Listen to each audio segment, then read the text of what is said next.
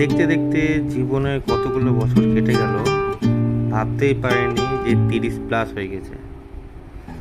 নিরন্তর চেষ্টার পরও ব্যর্থ আমি। এই ব্যর্থ মানুষের গল্প শোনার জন্য কাউকে বলবো না যে চ্যানেলটি সাবস্ক্রাইব করতে বা লাইক করতে। তবে হ্যাঁ, এই ব্যর্থ মানুষের গল্প শুনে কারোর যদি কোনো উপকার হয়, তবে বলবো যে একটা কমেন্ট করে দিতে। আমি মনে করি সফল মানে শুধু সমাজের মাপদণ্ডের ওপর দাঁড়ানো নয়, কারণ সবাই এটাই ভাবে যে সমাজের মাপদণ্ডের ওপর যে দাঁড়াতে পারে সেই সফল, আর যে দাঁড়াতে পারে না সে সফল নয়। কিন্তু আমি মনে করি যে যার নিজের প্রতি বিশ্বাস আর ভরসা আর সন্তুষ্টি আছে সেই সফল, আর যার নাই সে কোনোদিনই সফল হতে পারবে না,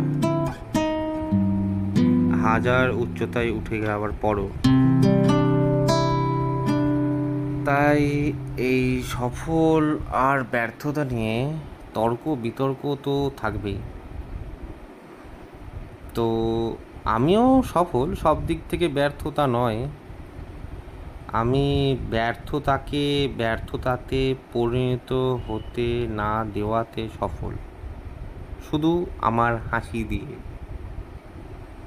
এত সুন্দরভাবে হাসি যে কেউ বুঝতেই পারে না যে আমি সফল না ব্যর্থ।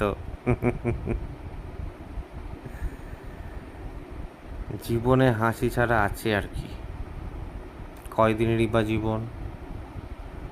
তা শুধু শুধু সফলতা আর ব্যর্থতা নিয়ে কেনই বা এত চিন্তা করতে যাব, যেখানে সন্তুষ্টি থাকলেই সফলতা অর্জন হতে পারে।